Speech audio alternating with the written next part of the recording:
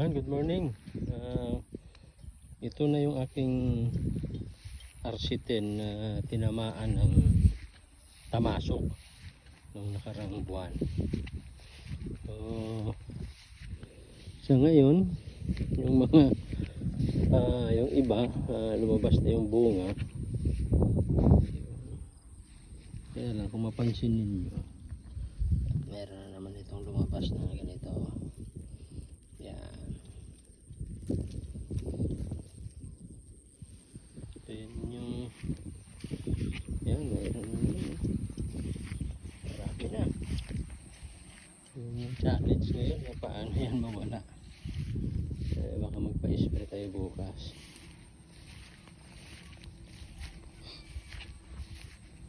Isprayan natin to ng isang araw ng Ortiba. Tingnan natin anong maganda nito. Umpisa nang nagsilabasan yung kanilang bunga.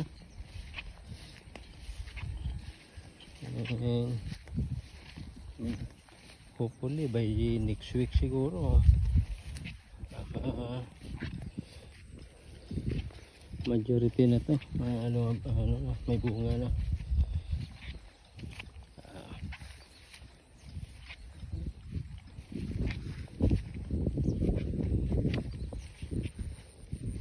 Ito yung katabi ko.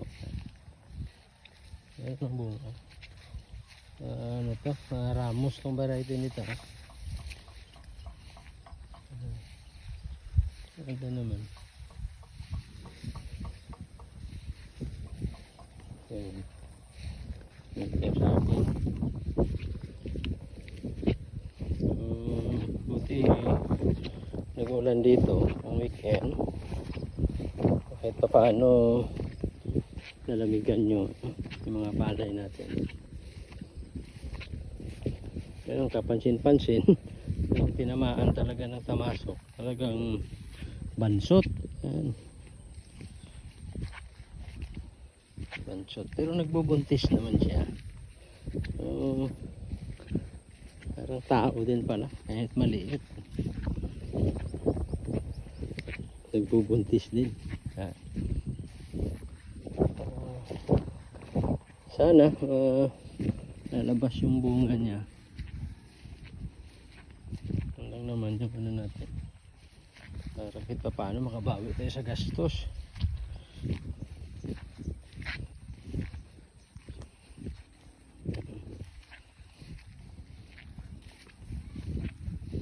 Yung kilo ng palay dito ngayon 20. Alam ko na naman palay. Mamaya baka timpong ani na. Kilo 20 na naman yan.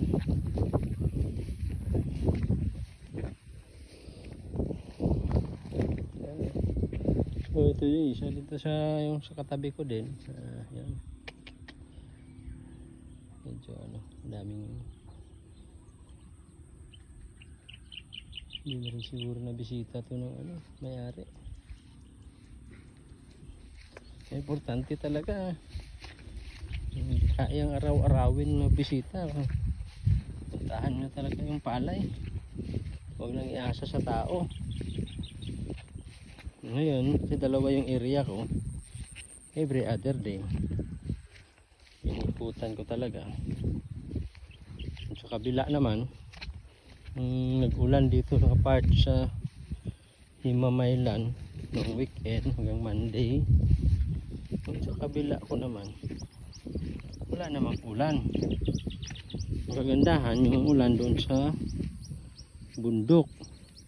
Kahit pa paano dumami yung tubig sa ilog at meron na naman kaming nasipsip. So 2 araw na kami nag water pump doon. Bumili na rin ako ng hose para sa taas na porsyon malagyan ng tubig. Importante talaga tubig, lalo na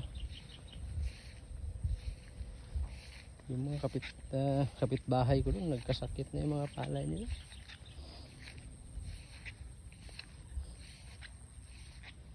At saka para makontrol yung mga damo.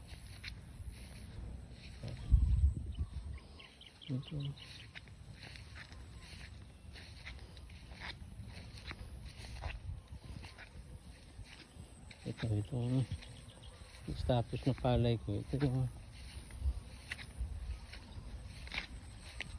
isa sa halimbawa na dapat puntahan talaga. Kasi ito hindi ko napuntahan. 2 weeks siguro, 3 weeks. Marami pa lang. Masakit pala yung palay ko. Ayun. Yung resulta. Ito din ang katabi ko rin. 2.6 to. Ito may tama rin. Yan.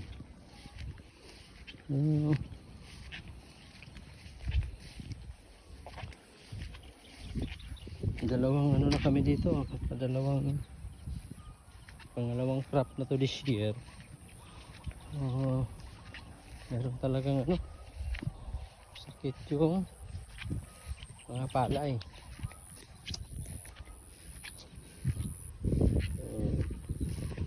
Kaya challenge talaga to. Paano? Hindi lang naman dito. Other areas. Nandun sa yun, sa unahan yung Payaw area. Ganun din naman yung mga sakit. May mga tamasok din sila doon. Ito. Yan. Dito sa ibaba. Kaya marami nang bunga dito sa baba. Oh. Yan. Okay.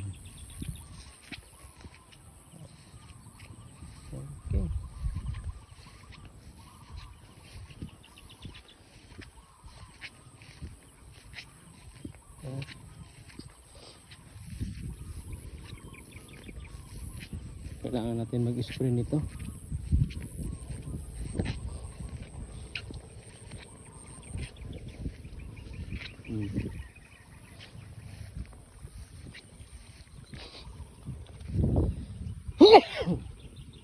Kailangan ito ng spray. Ito halos 50% na yung bunga na lumabas. Sigurado next week marami na to. Or after 3 days. Lalo na medyo naulanan, medyo nalamigan sila.